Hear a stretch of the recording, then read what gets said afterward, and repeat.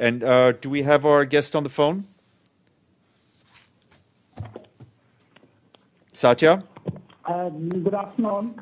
I just wanted to provide a quick briefing on the opening of the UN Environment Assembly today. But before that, I wanted to announce the loss of our colleague Victor Sang, who was a passenger on the ill-fated flight. And his death is, of course, a devastating loss, not just for the UN Environment, but for the United Nations as a whole. He was a great ambassador for the organization, embodying and upholding its spirit and ideals. The Assembly, of course, opened today. Over 4,700 heads of state and government, ministers, delegations, civil society actors, UN officials, business leaders are gathering in Nairobi for a meeting of the world's top body on the environment. As you know, the Assembly is the only UN body outside the General Assembly where all member states convene, and its part to bring together all sectors means that the global environmental agenda is defined here, and it is crucial in light of the IPCC's 1.5 degree Celsius report as well as the emissions gap report that enjoins upon the entire world community to do much, much more than we have been doing so far. So let me stop there, and if there are any specific questions, I'll be happy to answer. Great. Thank you very much, Satya. We'll open the floor.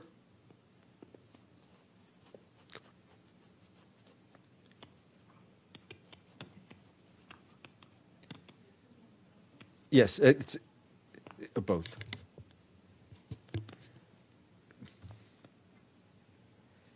All right, Carol? Can you just tell us a bit what the mood is at the conference in Nairobi, how the impact that the crash has had on this event? The mood is very somber, and there's a lot of grief that not just the UN colleagues, but also the delegates are internalizing, because there have been losses on the side of the member state delegations, civil society colleagues, and others as well.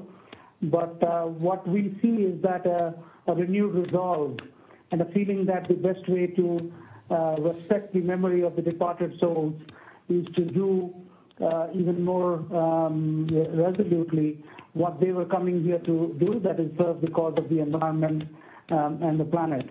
So I think there's grief, but there's resolve to do better. And this particular assembly is the biggest of the last 4 sessions, and this time actually as compared to December 2017, it's more than double in terms of the delegates and other stakeholders present, and 40 resolutions are being negotiated. Some of them are critical to the survival of the planet. So we are all determined to respect the memory of the departed souls by doing more and doing better. Maggie? Mr. Tripathi, this is Margaret Bashir with the Voice of America. Our deepest condolences go out to you and to all the UN community in Nairobi over the loss of your colleagues. Could you tell us if you're planning any memorial services or what you're doing to support families? Were any of the victims coming back home perhaps to Nairobi from meetings in Addis, or was anyone based in Nairobi who was lost?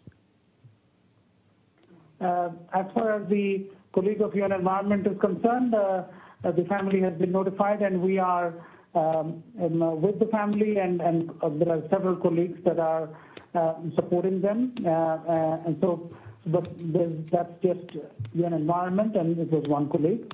But other agencies as well are dealing with the respective families and supporting them in this trying hour of grief. The opening session, we had a minute of silence in memory of the departed colleagues, and also the flags were flying at half-mast. And so as it progresses, of course, we will have the Deputy Secretary General arriving in the coming days, as will be several heads of state and government. And we'll see how it develops. There might be a memorial service as well, but we will plan it as we go along.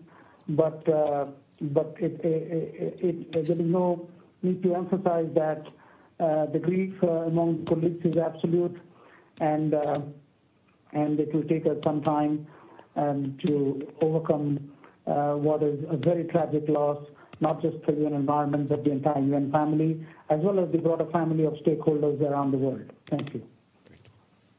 All right, Satya, thank you very much, and again, our condolences to you and all of your colleagues there. Thank you. Thank you. Thank you.